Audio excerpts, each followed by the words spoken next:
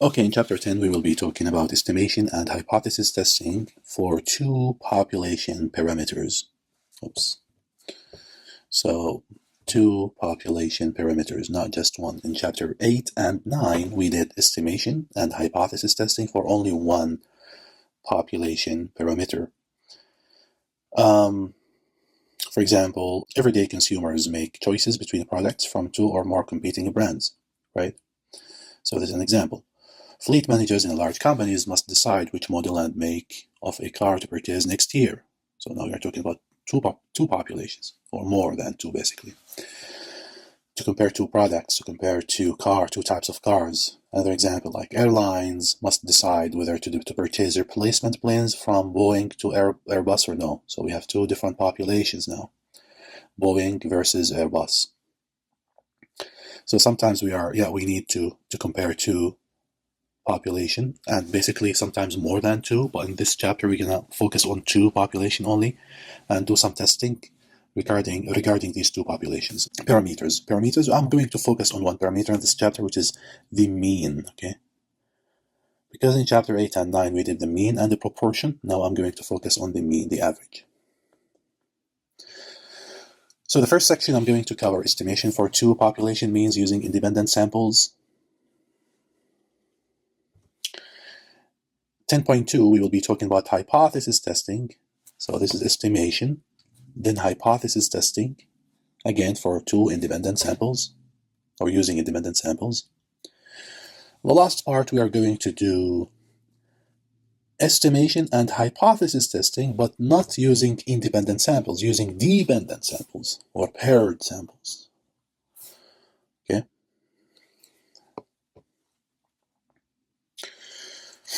So this is what we are expecting to get out of this lesson. We'll be able to apply techniques of using independent samples to develop interval estimates for the difference between the two population means, and apply the techniques for using independent samples again to test hypotheses for the difference between two population means. The same thing applicable for paired samples. As we said, sometimes we need to compare between two populations, not just one. So statistical techniques help us to make decisions about the difference between the two populations means. The first definition first, we will be talking about the independent samples, which is something we covered basically in Statistics 1 in Chapter 4. What does it mean by independent event? It's kind of similar because independent samples, samples selected from two or more populations in a such way that the occurrence of the values in one sample has no impact on the occurrence of values in the other sample. So they do not impact, the first sample doesn't impact the other sample.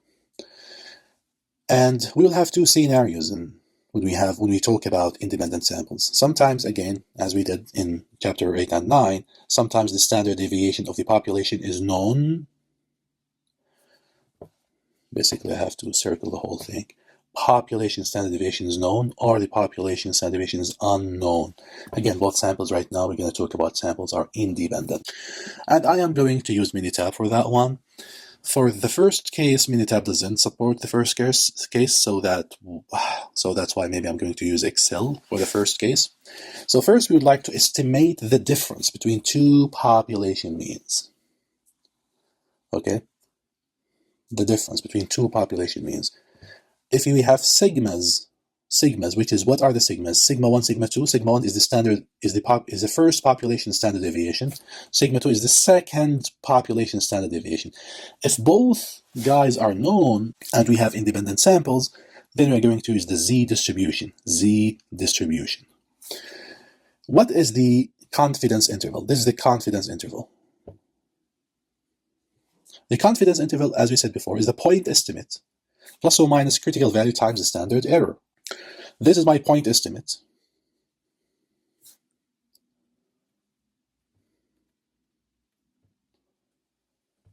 And this is the critical value Z. And this is what?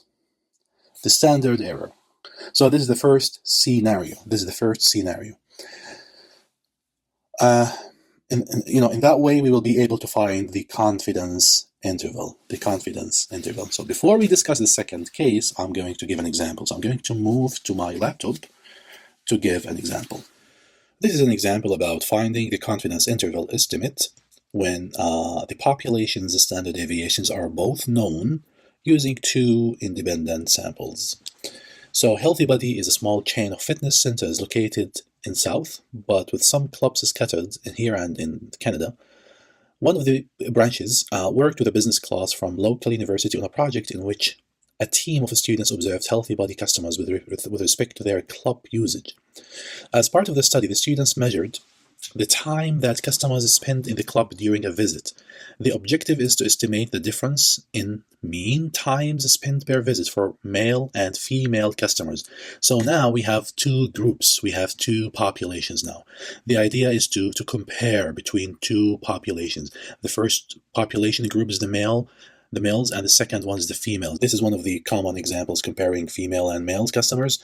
So they want to know the time. They want to just estimate the difference in the mean times spent per visit, okay? So that's why we have two independent samples. So these are two independent samples because the occurrence of the females doesn't influence the occurrence of the females, right? Unless like couples come together, this is something else we have to study, right? So previous studies indicate that the standard deviation is 11 minutes for males and 16 minutes for females. This is how the data are scattered. The student team has selected simple random sample of 100 males and 100 females at different times in that branch, Winston-Salem Club, and found that the average time males and females took in the club is 34.6 minutes, 42.4 minutes, respectively. So the males in average of this sample, the 100 males, they spent on average 34.6 minutes in a visit, and the females spent 42.4 minutes in a visit. This is the average of the 100 females that they took. So what we have to do is to develop 95% confidence interval estimate for the difference in mean times. So we need to study the population's behavior now, not just the sample. So we need to look at the 95% confidence interval. So I'm going to go to this sheet because I developed like the formula here already. What does the first sample mean? Let's look at the first sample mean is the males. Let's say they are the males. So it's 34.6. What are the females? 42.4. First population standard deviation, it was 11. Second is 16. Sample size we have 100. Sample size we have 100. Confidence level is 0.95. Yeah, this should be 34.5 minutes, not 34.6. So it's 34.5 minutes. So the confidence interval we got is negative 11.7 to negative 4.09. So if you remember in the formula that we had in the presentation, that the first number is actually x1 or mu1 minus mu2, right? Mu1 is the sample, is the population mean for men, because here we already put the male first, and the second one is the female. So this is the difference between, or this is the male minus the female. So this is the male minus the female. Basically, the male minus the female, this is actually more accurate. We can say this.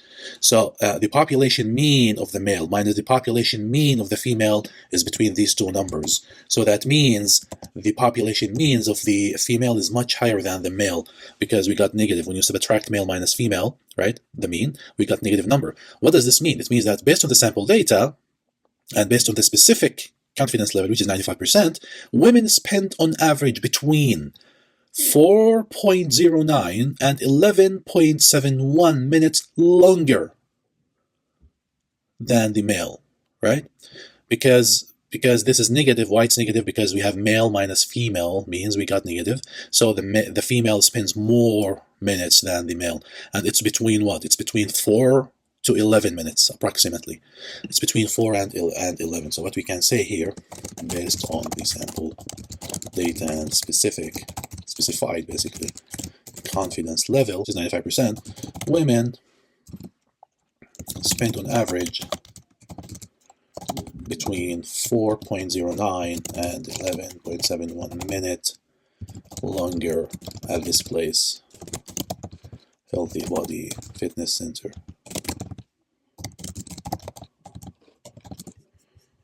Okay. This is the conclusion. And in this example, we use the z distribution. Why we use the z distribution? Because the standard deviation of the population from historical data is given to us. I mean, we know it, right? It's 11 minutes for men, 16 minutes for women or females. So this is the example.